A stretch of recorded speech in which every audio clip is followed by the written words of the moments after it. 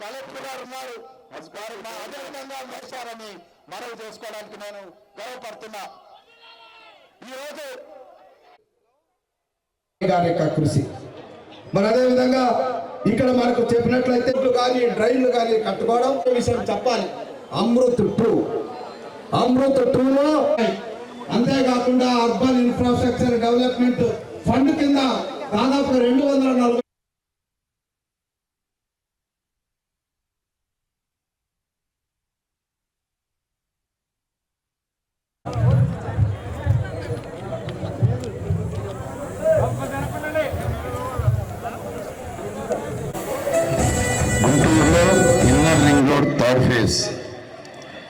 దానికి 48 కోట్లతో శంకుస్థాపన చేయబడింది. గత 5 సంవత్సరాల్లో గత ప్రభుత్వం దీన్ని నిర్వీర్యం చేసింది, వదిలేసింది. కానీ ప్రభుత్వ రంగాన్ని ఖజానా ఖాళీ. 10 లక్షల కోట్లు గత ప్రభుత్వం అప్పు చేసి వెళ్ళిపోయింది. ఆ అప్పు తీర్చే బాధ్యత మనందరి మీద ఉంది. అంతేకాకుండా ప్రజలు, మున్సిపాలిటీలో ఉండే ప్రజలు కట్టే ట్యాక్సులు, మీరందరూ కట్టే ట్యాక్సులు, అది హౌస్ ట్యాక్స్ కావచ్చు, వాటర్ ట్యాక్స్ కావచ్చు, ప్లానింగ్ ట్యాక్స్ కావచ్చు, అన్ని ట్యాక్సుల్ని డైవర్ట్ చేసేసి మున్సిపాలిటీలో డెవలప్మెంట్ చేయకుండా గత ప్రభుత్వం నిర్ణయం చేసింది.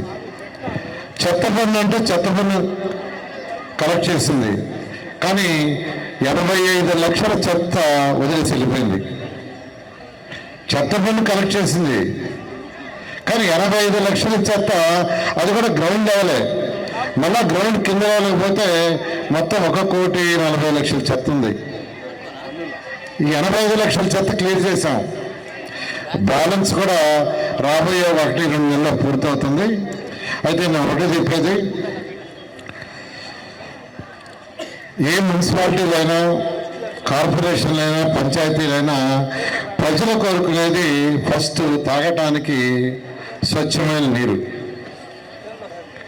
ఆ తర్వాత ప్రజలు కోరుకునేది ప్రతిరోజు ఇంట్లో వచ్చే ఏదైతే చెప్తుందో, ఇంట్లో నుంచి వచ్చే వేస్ట్, లేదా కమర్షియల్ కాంప్లెక్స్ వచ్చే వేస్ట్, లేదా హోటల్స్ నుంచి వచ్చే వేస్ట్, ఇదంతా ఏ రోజుకి ఆ రోజు బయటికి పంపించాలని కోరుకుంటాడు, సాలిడ్ వేస్ట్. తర్వాత మూడవది ప్రతి ఒక్కరు లిక్విడ్ వేస్ట్. లిక్విడ్ వేస్ట్ అంటే మన బాత్రూముల్లో, కిచెన్లో, టాయిలెట్స్లో వచ్చే వాటర్ ఏ రోజుకి ఆ రోజు బయటకు పంపించాలని ప్రజలు కోరుకుంటారు. తర్వాత రోడ్లు, తర్వాత లైట్స్. వర్షాకాలం వస్తే నీళ్లు బయటకు పోయేదానికి స్టామ్ వాటర్. జనరల్గా ప్రజలు కోరుకునేది ఇది మెయిన్గా. అది అయిన తర్వాత ప్రజలు కోరుకునేది పార్కులు, స్కూల్స్, హాస్పిటల్స్, ఇలాంటి ఇన్ఫ్రాస్ట్రక్చర్. కానీ గత ప్రభుత్వం అన్నీ వదిలేసింది. దానికి ఒక చిన్న ఉదాహరణ చెప్తాను. 2014-19లో ఇదే శాఖకి నేను మంత్రిని.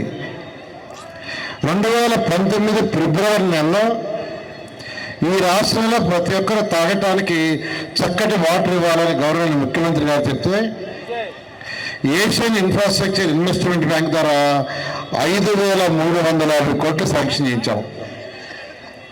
5,350 కోట్లు. 2019 ఫిబ్రవరి నేను అప్పుడు మంత్రిని. అయితే 2-3 నెలల ప్రభుత్వం పోయింది. 5,350 కోట్లలో కేంద్ర ప్రభుత్వం ఫస్ట్ ఇన్స్టాల్మెంట్ ఇస్తే రాష్ట్ర ప్రభుత్వం వచ్చిన మ్యాచింగ్ కూడా ఆ 5,350 కోట్లు పోయినాయి. అంటే రాష్ట్ర ప్రభుత్వం మ్యాచింగ్ ఇవ్వాలి, ఆ మ్యాచింగ్ ఇవ్వాల, ఆ డబ్బులన్నీ పోయినాయి. మళ్ళా ఈ ప్రభుత్వం వచ్చిన తర్వాత గౌరవ ముఖ్యమంత్రి గారు మళ్ళా కేంద్రంతో మాట్లాడి దాన్ని మళ్ళా శాంక్షన్ చేయించారు. అంతేకాదు స్వచ్ఛ భారత్ కింద కేంద్ర ప్రభుత్వం 3,000 కోట్లు శాంక్షన్ చేసి ఫస్ట్ ఇన్స్టాల్మెంట్ 250 కోట్లు ఇచ్చి రాష్ట్ర ప్రభుత్వం మ్యాచింగ్ 150 ఇవ్వాలంటే ఈ 150 ఒక ఆ 3,000 కోట్ల పనులు ఆగిపోయినాయి.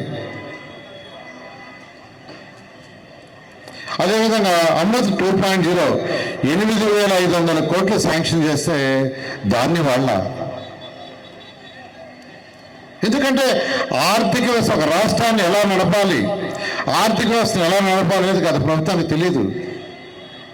ఎవరైనా కుటుంబంలో ఒక 20,000 జీతం వస్తుంటే వైఫ్ అండ్ హస్బెండ్ ప్లాన్ చేసుకుంటారు. వచ్చిన డబ్బుల్లో బాడీకి ఎంత, తినడానికి ఎంత, ఫుడ్ కావచ్చు, పాలవాడికి కావచ్చు, పిల్లల చదువుకి ఎంత, ఇలా చక్కగా ప్లాన్ చేస్తారు. ఒక కుటుంబంలోనే ఇంత పెద్ద రాష్ట్రంలో వచ్చిన మనీ ఎలా చేయాలనేది గత ప్రభుత్వానికి తెలియదు. ఆర్థిక వ్యవస్థ ఎలా ప్లాన్ చేయాలని తెలియక అంతా చిన్న భిన్నం చేసి, ఎందుకంటే మున్సిపాలిటీలో కట్టిన డబ్బులు మున్సిపాలిటీ వాడుకోవాలి. లోకల్ బాడీస్కి కేంద్రం ఇచ్చిన చట్టం ప్రకారం మీకు వచ్చే డబ్బుని మీరు కలెక్ట్ చేసుకొని మీ అవసరాల ప్రకారం మీరు కలెక్ట్ చేసుకొని కౌన్సిల్లో డిస్కస్ చేసి ఎక్కడ రోడ్డు వేయాలా, ఎక్కడ డ్రైన్ వేయాలా, ఎక్కడ పార్క్ కట్టాలి మీరు నిర్ణయించాలా. అటువంటి స్వేచ్ఛ మున్సిపల్ కౌన్సిల్ లేకుండా చేశారు. అయితే ఈ ప్రభుత్వం వచ్చిన తర్వాత గౌరవ ముఖ్యమంత్రి గారికి ఇవన్నీ చెప్తే మొన్న April 1 నుంచి ఏ మున్సిపాలిటీలో కలెక్షన్స్ ఆ మున్సిపాలిటీలో వాళ్ళే ఖర్చు పెడుతుంది చేయమని ఆర్డర్ వేసి ఈరోజు ఈ మున్సిపాలిటీకి ఆ మున్సిపాలిటీ ఖర్చు పెడుతున్నారు.